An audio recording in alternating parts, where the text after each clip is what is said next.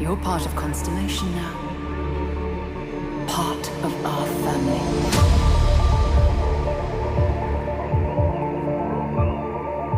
I'll follow you from here on out, Captain.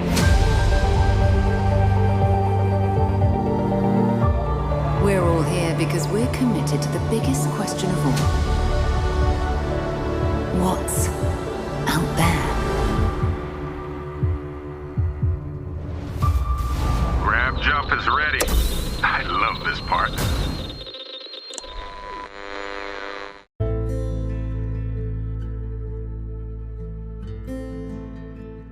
Welcome everyone to the Starfield Sandwich Podcast, a Starfield podcast by fans for fans. I'm one of your hosts, Eric aka Sulior, and as always, a bit later we will hear from my illustrious co-host Kelsey, aka KDB. But yeah, we had a pretty big update here recently, and I will definitely be talking about it, as will Kelsey. But yeah, we had a couple other things I wanted to talk about. We got some news, and of course, we'll be talking a bit about our gameplay, especially our experience with the new update. But yeah, first off, I guess we'll get to a little bit of positive news. So we finally do have at least a general idea of when Shattered Space is coming out. So Todd said it's going to be coming in the fall. We don't know exactly like a date or what the story of the DLC is going to be, so I guess we're just supposed to continue speculating wildly. Yeah, but at least we do know the general time frame as to when it's going to be showing up, so that's good. I'm going to be talking about the update at the end of this segment, so let's I did want to take a moment to acknowledge the recent layoffs with Microsoft and specifically Bethesda. So, as I'm sure you all know by now, Microsoft closed a lot of Bethesda-related studios. So, I hate seeing this shit. I really do. And some of these developers in particular kind of blow my mind. But let's get into this. So I was first alerted by IGN, and yeah, this happened on May the 7th, the morning of May the 7th, and it says here that Microsoft closed a number of studios, including Arcane Austin, Tango, Roundhouse, and Alpha Dog. So let's get into these. So let's see. Let's start with Alpha Dog. So Alpha Dog is the team behind Mighty Doom. So this is, of course, a mobile game, and I don't know how many people played it, but I did, and I thought it was pretty fun. So yeah, I spent a good time playing it. Now, granted, I hadn't played it in a while, and I guess they just recently had a Fallout tie-in event going on, so that was kind of cool. But I guess this game will be sunset on August 7th, so that really kind of sucks. I guess we also have some good news with Roadhouse. I'm sorry, not Roadhouse. I have done that so many times. I'm just going to leave that in. Yeah, this is not the Patrick Swayze movie. Roundhouse Studios. Some good news, though, with Roundhouse is that they're going to be consolidated into ZeniMax. So these people aren't being let go. They're just going to be consolidated into another development team. So, I mean, that's good. Tango really is the one that kind of blows my mind the most, because they've had some really successful games in the last few years. This is the team behind the Evil Within series. We've got Ghostwire Tokyo, and most recently, Hi-Fi Rush. So, with all of these successes, and, you know, Microsoft just did send Hi-Fi Rush to Sony, so PlayStation people can play it. They've got some really successful games to their name. And Evil Within, from my understanding, they were developing a third game in the series, but I guess that's not going to happen anymore. And we were all kind of hoping to see a sequel to Hi-Fi Rush, and personally, I was hoping to see a sequel to Ghostwire Tokyo. That was a really cool and pretty unique game, but I guess that's not going to happen now, unfortunately. I've heard a couple of people try to provide a logical explanation for this, and the one that makes sense the most is the fact that there could be kind of a clash of cultures between Microsoft and Tango, because they are the only developer studio that is Japanese. And the guy who was kind of the liaison, the one who founded this, Shinji Mikami, who previously worked for Capcom, left last year. So there could be, and the people who took over for him may not get along as well with the people from Microsoft. So I guess I can see that, but it's really a shame, and you hate to see it. The funniest part about this, if there is anything funny, is that the very next day after all of this was announced, Matt Booty announced or claimed that Microsoft needed more games like Hi-Fi Rush, even though they just closed their studio. So I don't know. Make sense of that however you will. I personally can't. I get the culture slash issue, but I feel like that's something that can kind of be worked around. So think about all these games that you've had that made a lot of money, but I don't know. Maybe there's something to this that we don't know. There probably is. And finally, Arcane Austin. Yeah, I don't know if this surprised many people. It didn't really surprise me so much, but it does hit home a little bit more for me, because I have had so much fun playing Redfall with friends. I played it most Sundays for quite a few months, nearly a year. Now, keep in mind, this is an Arcane Lion, however you pronounce that word. This is Arcane Austin. So yeah, Arcane Lion. I'm just gonna say Lion, even though that may not be correct. They're still working on Marvel's Blade, so that's cool.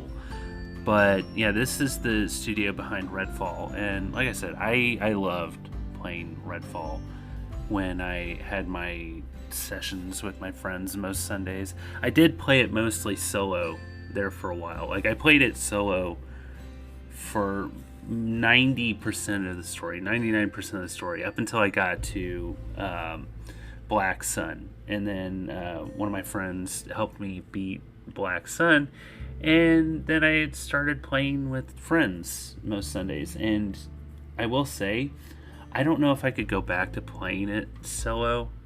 We recently decided to take a break from it, and then the announcement came. So we've been waiting for the update that added a third map, more people, more player characters, a lot of other big updates that they promised us, and then the announcement happened. So we were like, let's just stop, take a break until this update happens. And then it was announced that the studio is closing. So we're all like, fuck. So yeah, they've since gone on and they're playing another game. But then it was announced that, initially they were like, hey, those of you that bought the upgrade, the premium content, we're going to give you a make good on that. They didn't really say what that was. Redfall doesn't have a premium currency, so I didn't know how the hell they were going to go about doing that. But I guess that they've since made an announcement that, I think this was just yesterday, as I'm recording this on Saturday, May 18th, that they are going to give us that update. They didn't say exactly when, but they did say that they are going to... Here, let me bring the tweet up. All right, so this is from the Arcane Studios Twitter page. It says, "Thank you all for your supportive messages. We are working to release our final update, Game Update 4, that brings revamped neighborhoods, nest systems, single-player pausing," which that was never a thing. Like, if you really had to go to the bathroom, you were just kind of screwed. Offline mode, which kind of goes hand in hand with the single-player pausing, and more. We'll provide additional details soon. Thank you all. So that kind of made my day. Because I felt that me and my friends never really got closure with this. We'd all just been waiting for this update for a year, and we were told that we weren't going to get it, but I guess now that we are. But yeah, maybe me and my friends can get together for a last hurrah with these new characters and maps and everything. I don't know. I don't know what to expect with it, but I am, I guess, cautiously optimistic. Who knows? But that was good news that they are going to at least kind of give us what they promised. But yeah, I saw that somebody posted something that the day that all of this happened, that the closures were announced, the team at Arcane Austin was working on this update not even 5 hours before the announcement, which just kind of goes to show you how they can completely pull the rug out from everyone. It really sucks, and I don't want to be negative, the gaming developer industry, you have to be, you can't unpack at your desk, right? You have to keep everything in a box just in case you get let go. Like, you're constantly fearing for your job in this day and age. Like, it really sucks. So you know what? I've got some coffee here. I'm cheers to all of you guys who recently lost your jobs. So, let me talk about my gameplay before I get into the updates. So, I have, of course, been playing a lot of Fallout 76 and Fallout 3. If you want to hear about that, go check out Tapes from the Wastes and the Fallout feed. Yeah, all of my Fallout 3 updates have been in the form of feedback with our good friends at the Fallout feed, so go check them out as well. Other than that, I've been playing a lot of Marvel's Midnight Suns. I took advantage of the sale that was going on recently, and that's been a lot of fun. I did kind of get stuck with the Storm DLC quest. Oh my god, that was ridiculously hard. I had to go back to a previous save because that was rough. So I did go back, and I'm playing some other missions. Hopefully level up Magic, because she's one of the base game characters that are a part of that Storm DLC. Need to make her a little bit less squishy. So yeah, other than that, I've been playing Alan Wake. I've been playing a lot of Alan Wake, and this is mainly due to a couple of friends talking about it. One, of course, being Kelsey. He did a whole episode about Alan Wake on his Gaming Aroma podcast. So I picked up the remastered version of the original with the sale and barely put it down. It was fucking awesome. Played through the whole thing and the DLC, and I wanted more, so I also picked up Alan Wake's American Nightmare and played through that within a couple of days, or maybe even one day. It really wasn't that long. That game is basically a glorified DLC. So yeah, that was a lot of fun. I need to play through Control, because I heard that that's in the same universe as the Alan Wake games, and Might be a bit before I can pick up the second game because funds. It's still full price, so I might wait and pick that up during a sale. But that one looks awesome as well.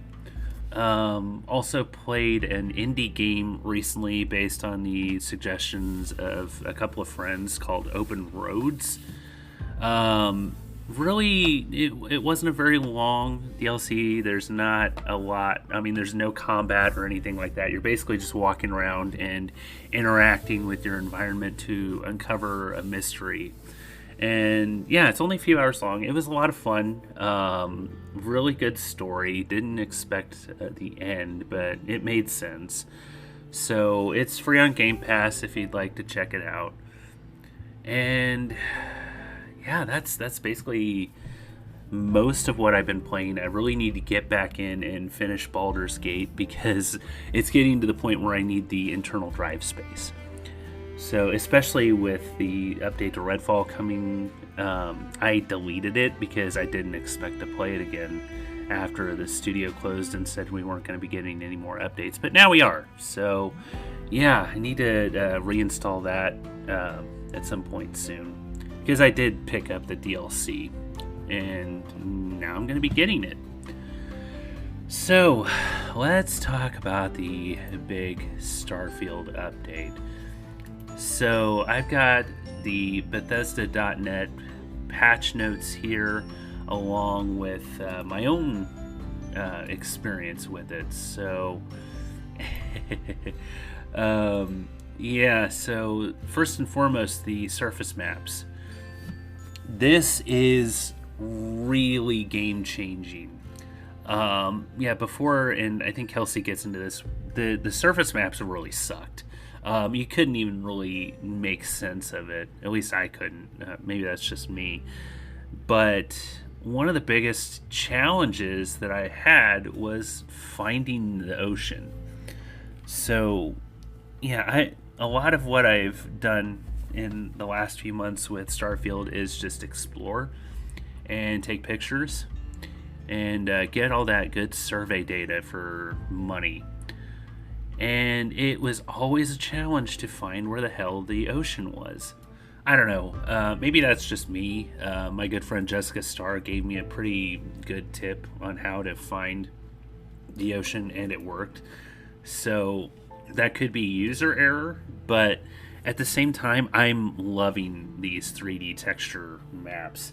Right before recording this, I spent some time in New Atlantis, and I actually know where the hell I'm going in New Atlantis now. I mean, that's kind of a joke because you go around these major cities enough, you learn your way around, like you learn how to get into the well and things like that, but having these maps really makes a big difference.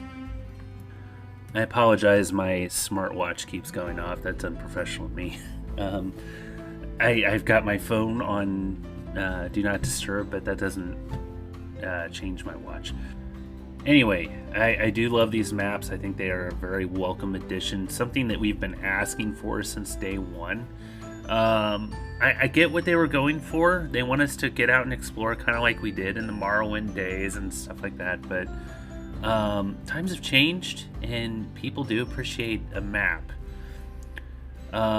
Challenge modes. I think I haven't really played with these a lot, but I do think that the idea of a survival mode is really appealing to a lot of people. And you can kind of customize it with this. Excuse me as I take another sip of my coffee here.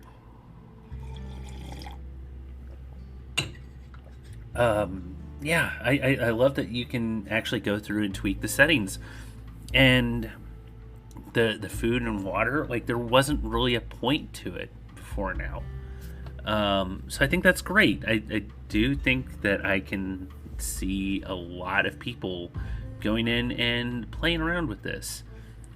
Ship decoration mode. The fact that you can add empty habs to your ships and can decorate them with junk and stuff like that.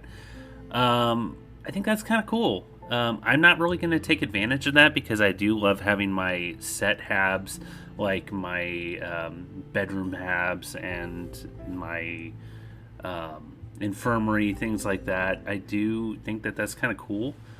I do appreciate that because your ship is essentially your house. It's essentially your traveling house. I don't really mess with outposts. The only reason why I really mess with outposts is for materials, for research, and for your own personalized shipyard. Other than that, I don't really see the point. Like your workbenches, your infirmary, all that stuff, you can have in your ship. Why do I need to travel to some back-ass portion of the universe just to have that stuff when you can take it with you? So I really do think that outposts need revamped more than ships. But if this gets more people into shipbuilding, then great. I personally have always loved shipbuilding. As much of a headache as it can be sometimes, I love being able to go in and build my own ship from scratch. So yeah, but the fact that you can go in and decorate this stuff, and hopefully this means that we won't get the bug where all of our stuff ends up in our stash in our ship. And speaking of, I love the fact that you can tweak how close you have to be to your ship to be able to access the inventory when you're dealing with a vendor. That, well done. So yeah, other things I'm not really going to get into, but aside from the frame rates, things like that, I haven't really played with that much. I've always thought that Starfield looked good to begin with, but I do know people who have been really upset at the fact that you could not have 60 frames per second from the get-go. Again, I don't care. I'm not a frame rate snob. I have talked about this on Tapes from the Lace. I don't give a damn as long as the game plays and plays well. Like, if it looks like you're running through water, then yeah, that sucks. But as long as it looks good, I don't care. And I guess that's relative to the person, but that's my take on it. I don't care as long as it looks good, in layman's terms. So yeah, there's a lot of other info here on the Bethesda.net article, but that I'm not really going to get into that, but I will link it in the show notes because there's a lot of bug fixes that they have listed here. So yeah, I'm definitely going to be listing this in the show notes. So yeah, played for a few hours the last couple of nights. I have been on Zelazny 3 for a while, and that's where I posted pictures on my Twitter page, IanGold08, and went through and tried to 100% survey this planet, and oh my god, there was so much. There were, I think, 9 fauna, 12 flora, and 6 resources. And it was kind of annoying because I got to the point where I was at the last fauna, and it said that I'd 100%ed all of them, but there was one missing. So I was chatting with a friend of mine. I was like, okay, what the hell is going on?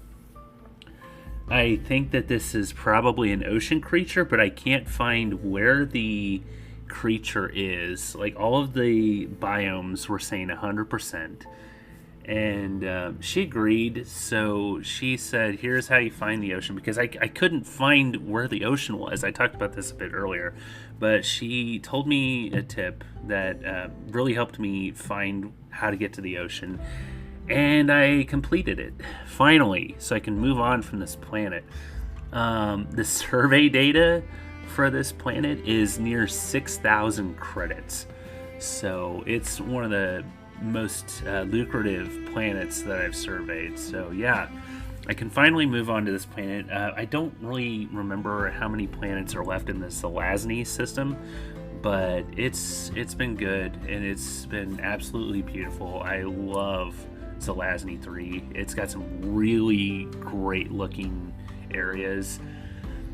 But it's time to move on, so let's see what's next. So anyway, that's really what I've been doing as far as Starfield goes, and that is my take on the update. So let's hear from Mr.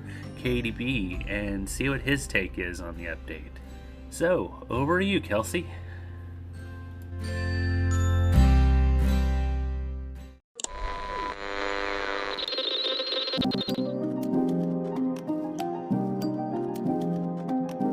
Hello travellers, it is KDB here, back once again for Starfield Sandwich. Thank you, Eric, for handing over to me.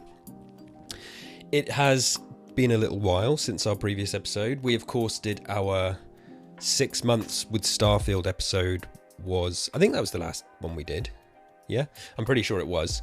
Yeah, that was a huge episode, which I'm really proud of. If you haven't heard that, please do go and check it out, because we talked a lot about our feelings on Starfield and the future and stuff like that. And it's funny thinking about what we wanted and the updates we wanted and when we wanted them to come, and then not too long after that episode we've had this big update announced, and now here we are. So yeah, we thought we needed to get together again and, you know, or record something, have each other record something to talk about this this new update, which is here for Starfield.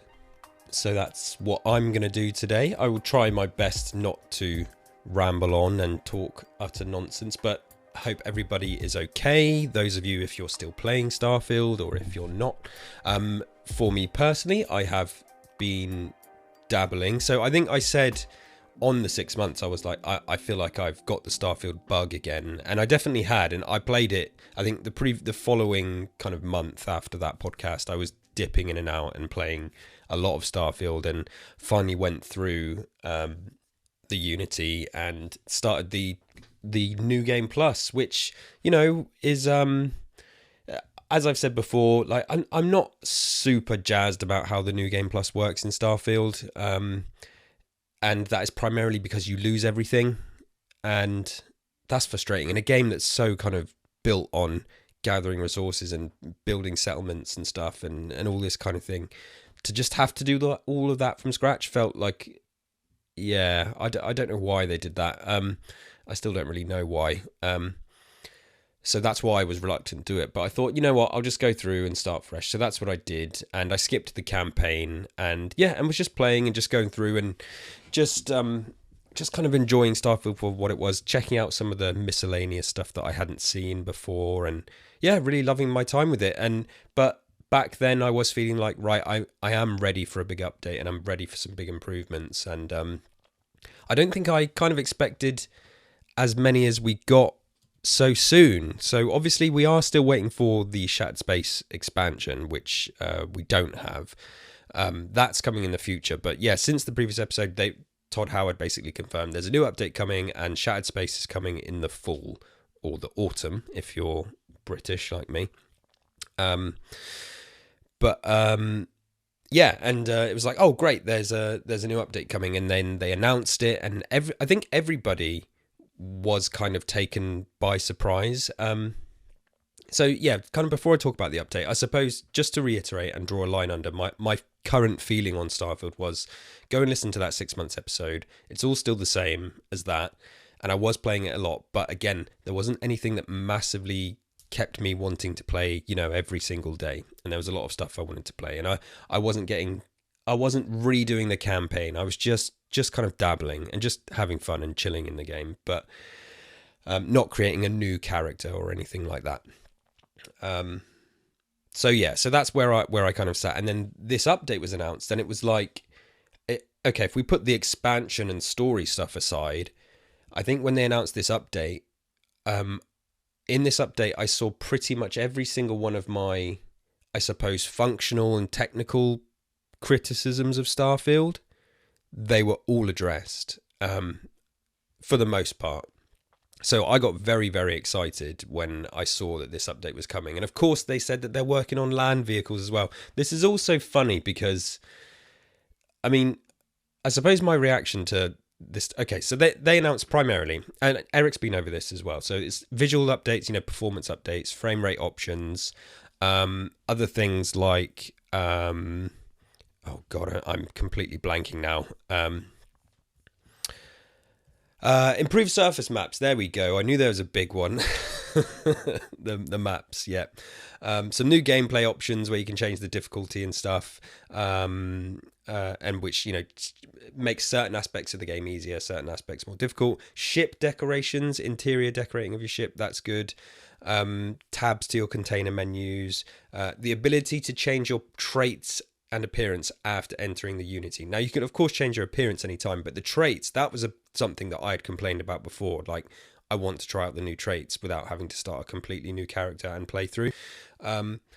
They added the option of a dialogue camera change. Instead of doing the close-up on the face, you can now have it more like, I guess, closer to Fallout 4 and some other games out there. And of course, are those display settings. Then like a whole load of bug fixes as well. Like, there's loads on the website that you can go and have a look at. But anyway, like that bulk of stuff was all things that I really wanted: the surface maps and the display settings. And I'm somebody who's always constantly said that I've got no problem with 30 frames per second. I actually love 30 frames per second sometimes. I think cinematically it can look really good. I've never had an issue with Starfield. It looked kind of shockingly smooth and it's always performed well, never had any issues. But yeah, I'll get to my feelings about all these specific things in a minute. But what's funny to me is before Starfield launched, we had a few things that were said. There was regarding the frame rate, Todd Howard, we do lock it at 30. This is our vision, and this, for consoles, and we don't want to sacrifice the fidelity and the visuals, so we lock it at 30. Here we are 8 months later. Not only do you have the choice of now playing at 40 frames per second or 60 frames per second, they've put an uncapped mode on consoles. So what does that tell you? I don't want to be the cynic here, because I love Bethesda and I love so much of what they do, and I really like Todd Howard and I respect him a lot. But I think all this does is kind of prove that maybe when they launched the game, I'd say it doesn't prove, but it strongly implies that 60 frames plus was always possible. And they just weren't ready to put it in there. Now, I'm not a game developer. I don't know if that's how it works, but I find it strange if they are suddenly deciding a few months down the line to sacrifice their vision that Todd Howard was talking about and say, okay, there you go, there's the frame rate options. But then again, maybe they were. Maybe they wanted people to experience it at that, because obviously on PC you can still get all the bells and whistles with a higher frame rate, but let's just talk about console here.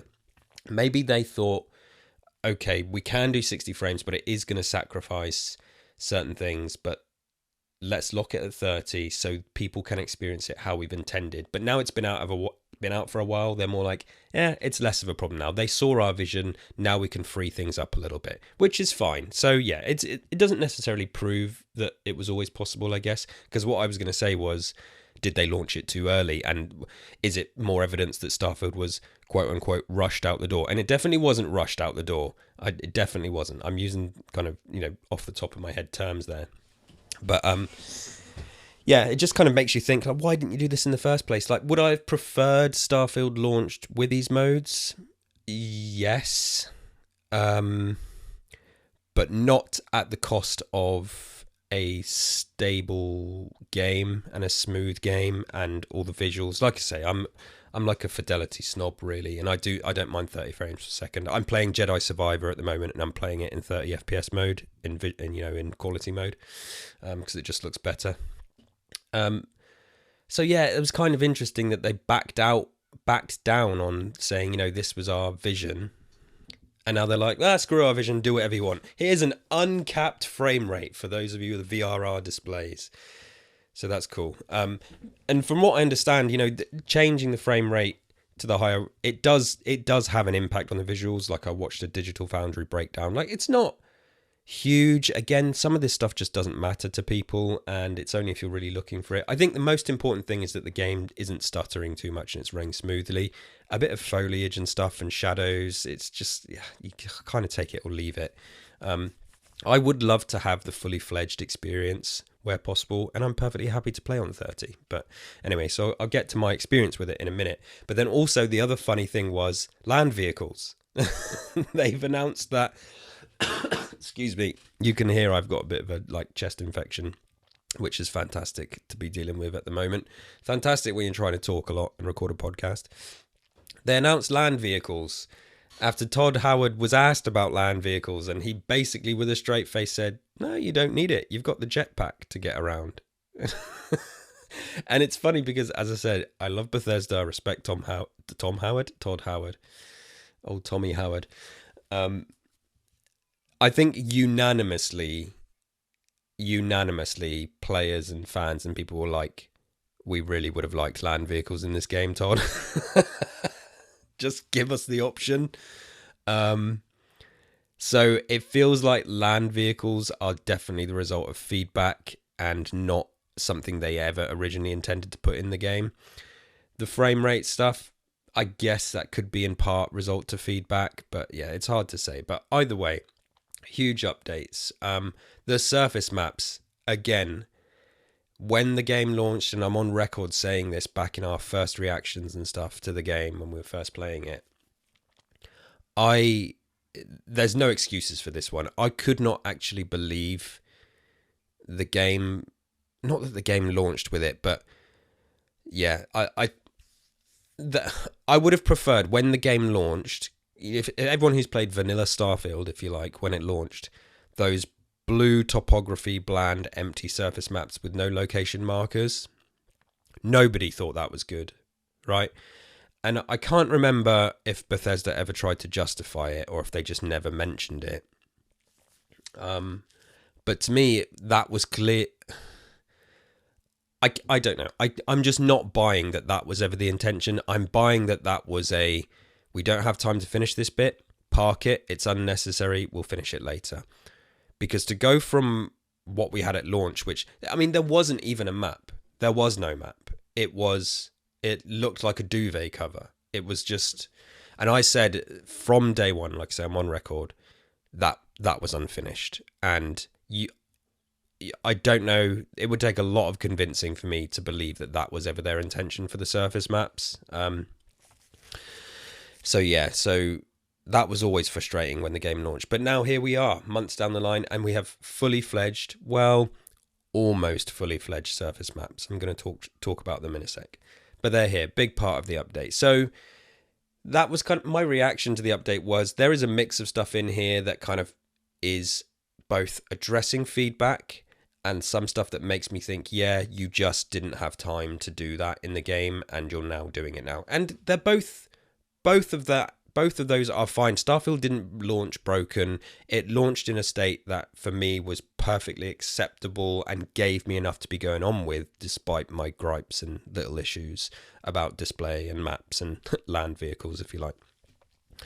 So yeah. So it's here. The update is here. I have played it. It came out yesterday. I spent yesterday evening experimenting with it and just kind of trying it out. So I'm playing on Xbox Series X, and I am fortunate enough to have a VRR 120 Hz display. When I decided to make the upgrade to Series X, I kind of made a deal with myself and my wife that I didn't have a 4K TV at the time. I only had a 1080p TV. I was like, well, there's no point in upgrading to the Series X unless we get a 4K TV. And then we thought, okay, these consoles are supposed to, PS5 included, are supposed to offer really high frame rates up to 120 FPS. And I already had some games that could do it. Gears 5 had a 120 FPS mode, right? And I was a huge Gears of War and Gears 5 player.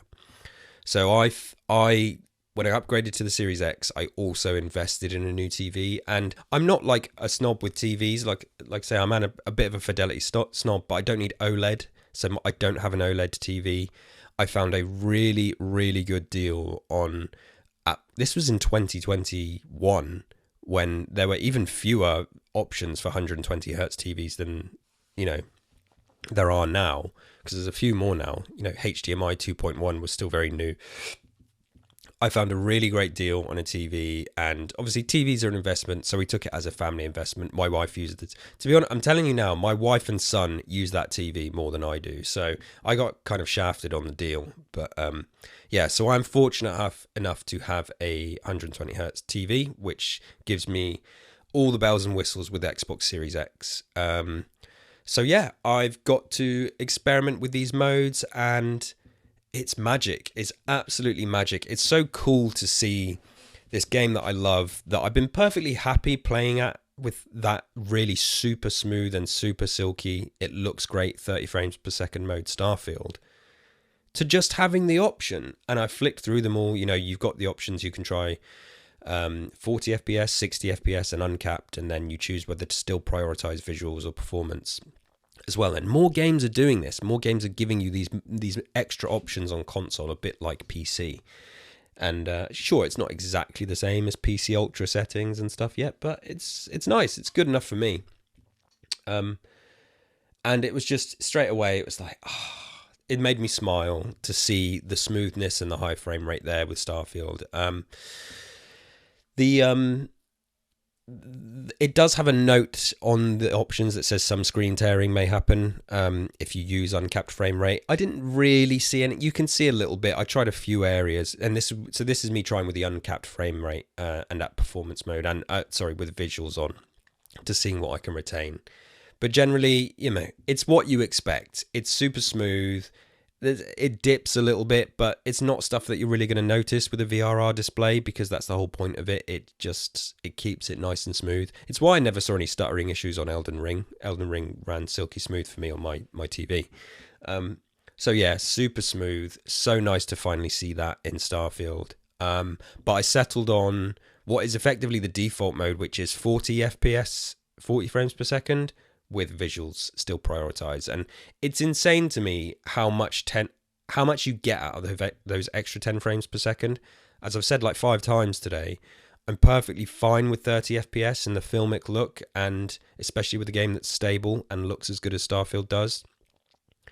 But just bumping it up 10 more frames per second, it gives you, it doesn't go to that super smooth window look of 60 FPS and 120 FPS, but it adds an extra layer of smoothness is kind of surprising to get out of just 10 frames.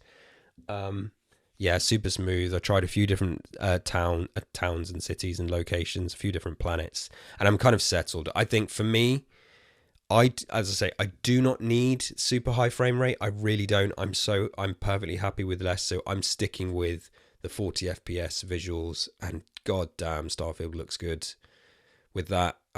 We all know it's a photo mode dream. Like, we see them all out there, all the screenshots all the time, and I love taking a few myself. So I'll try and share a few more of those.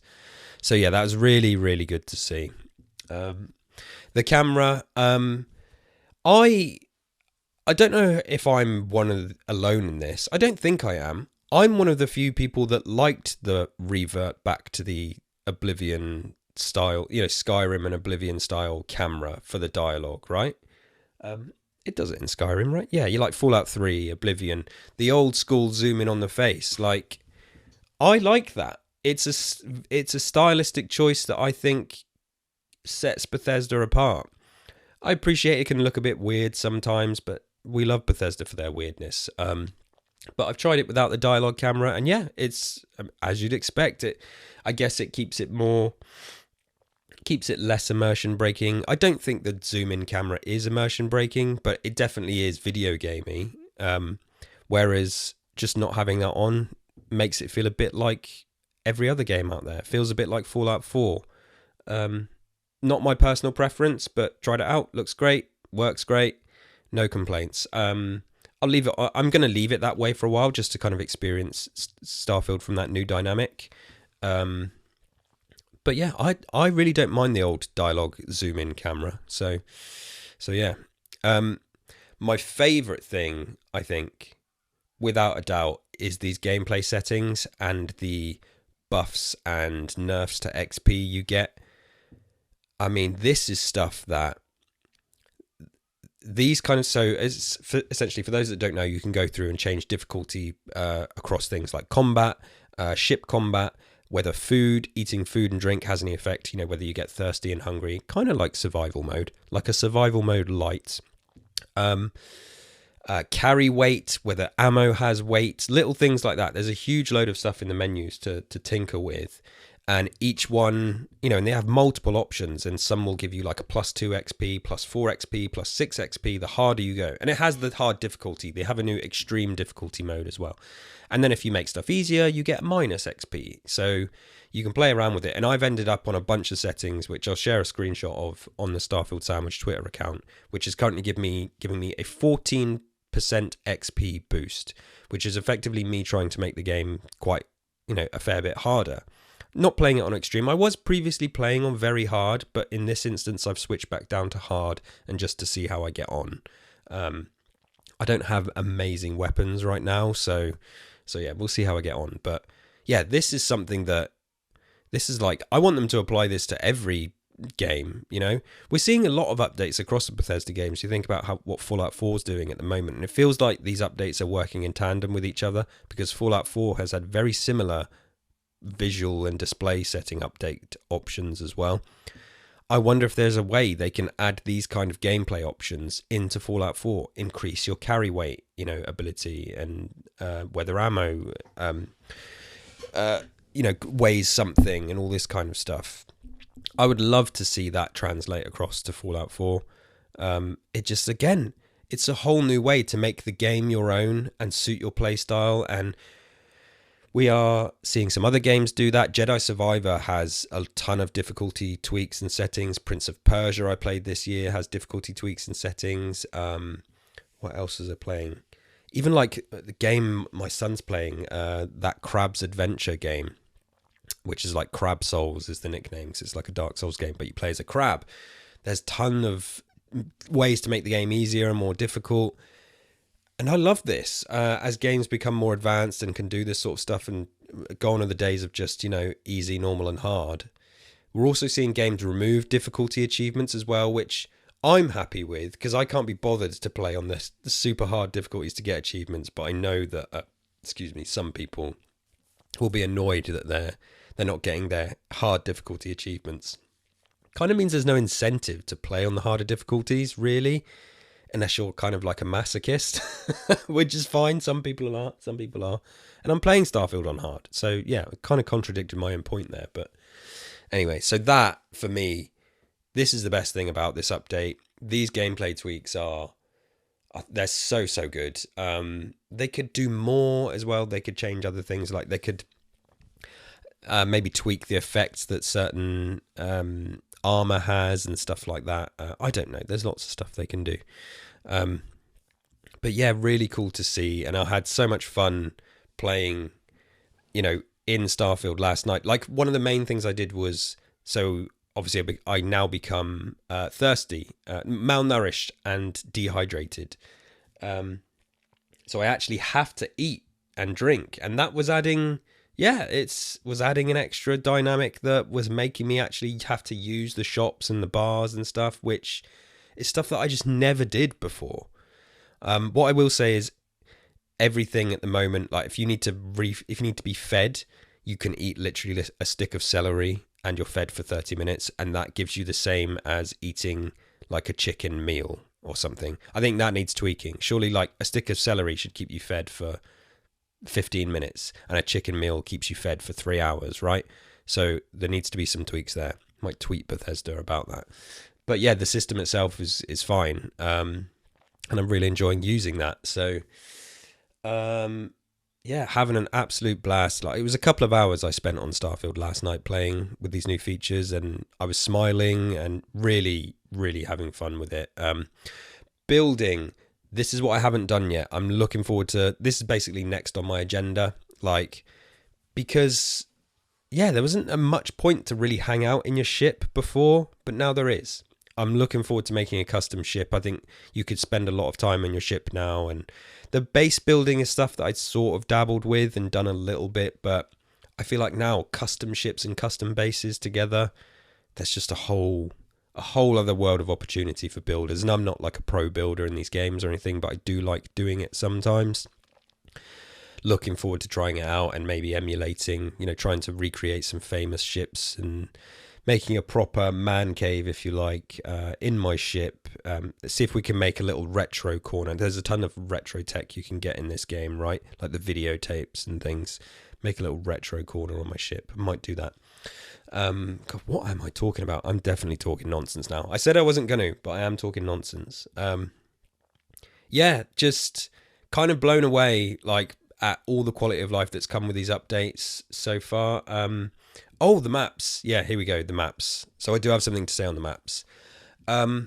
Yeah, what a jump from the big blue duvet to now we have 3D models of the locations inside and out, right? So if you go in the quote-unquote dungeons, yeah, you've got fully realized maps. With markers for all the shops and locations and everything. You get to discover all the locations and it'll mark them on your map. And you can fast travel. You open the map. So say you're in Aquila City and you want to travel to Laredo Arms, but you're across the other side of the town. Yeah, you can now fast travel to Laredo Arms, which you couldn't do before, right? I think if you opened your visor thing, you could maybe do it. I don't think you could. I'm sure I've never done it. So that's really good. One big caveat, though, these maps are beautifully made. The camera is incredibly limited. It's not a free cam. It sort of operates on like a gimbal or something. So to move around these maps, they're there and the detail is there and the markers are there. Like, amazing, awesome, perfect. You can't move around them freely, though. I'm not sure why. Obviously, again, this is a technical thing that's going over my head, but I wish it was. It's not like a flat cursor where you just move around the map wherever you want and then zoom in and zoom out. It moves on this weird locked gimbal thing, and it sort of spins and slides, and it's, yeah. Again, not quite there for me. Visually fantastic and stunning, and I love the fast travel. It's fiddly to get around, a little bit fiddly. And this is me being really picky, but I'm also being honest. Like, I've seen a lot of people really praising the maps, rightly so. They're not as functional as they could be, and I don't know why that's kind of been, omitted. There has to be a technical reason, right? And you also can't add waypoints still. Like, come on, Bethesda. Like, the adding of a waypoint on a map is something we've been able to do for a very, very, very long time in video games. I don't need it to be pretty. I just want to be able to add a waypoint. So yes, you can fast travel, but what if I see something on the map and I don't have the marker? I want the waypoint. And yes, they want you to explore and find it yourself, but just let me add a waypoint. Please just give me the choice. So yeah, maps beautifully realized, amazing jump from where we were at launch, like hilariously so. As I said, they were unfinished at launch. I'm just going to take a lot of convincing otherwise for me to believe that they weren't, that they intended and that they were happy with those maps. Those maps. There wasn't a map. There was no local map. This is 1,000 times better.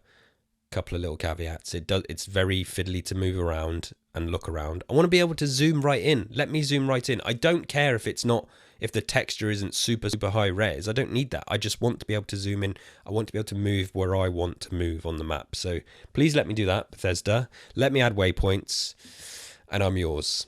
I'm yours for life. So yeah, really exciting. Like, you can probably hear there's a bit of a buzz in my voice. Like, so fun to jump back into Starfield last night, and looking forward to playing more. Because now when you go through the Unity, you can change your traits, which is something that I'm now going to rush towards doing. And because I've skipped the campaign, I've just got a few more artifacts to find, and then I'm done, and I can go through the Unity again and then get some traits. And maybe I still haven't done the parents one where I get my own home. I want to try that one out. And play more Starfield. So Shattered Space obviously coming up in the fall. We'll have more to talk about that when it finally gets here, so not too much to say now apart from very excited. I'm sure it's going to be a hugely substantial update. This show won't be paused. You know, we keep talking about lore stuff, and I know Eric is the lore master really, but I'm going to have more to say about Starfield. Like, you know, when these land vehicles arrive, hopefully before the full update. I mean, but maybe they'll come together at the same time. We'll talk about the land vehicles and more lore and just other kind of fun and escapades that we're having in Starfield. So yeah, so funny the land vehicles are arriving. Going to be interesting to see how it works, because I wonder if the speed that these vehicles can move aren't going to be as fast as everyone wants, because, you know, that's a lot of video game world to load around a vehicle moving that fast. And is Starfield up to the task? We shall see. Yeah, I think I'm going to leave it there. I just wanted to say, give my 2 cents on the update. Really, really loving it. Privileged enough to take a look at the fully fledged display options. Really nice to see. But I'm sticking with my slightly above filmic 40 frames per second. Come and tweet us about Starfield. Come and tweet me about Starfield. I'm K_D_B_ on Twitter. Come and check out all the other stuff I do. Obviously, Gears Intel, my Gears of War podcast, my weekly video game podcast, the Gaming Aroma podcast, where I kind of chat about news and gameplay. I skipped an episode last week because it was a bit of a depressing week in the gaming industry, and I did not want to dwell on it. So I decided to take my first week off from that podcast, but it'll be back again soon. Tapes from the Waste, obviously, I'm sure Eric will mention at the end. Fallout is on a massive high right now. Lots of Fallout stuff to talk about. Yeah, I'm just sharing everything on my Twitter as usual. Come and talk to me about Starfield or any of the other shows and games that I'm involved with, gaming fandoms. And I'd look forward to hearing from you. And that's it. Gonna stop rambling. Thanks for listening to me ramble. Stay safe out there, travellers.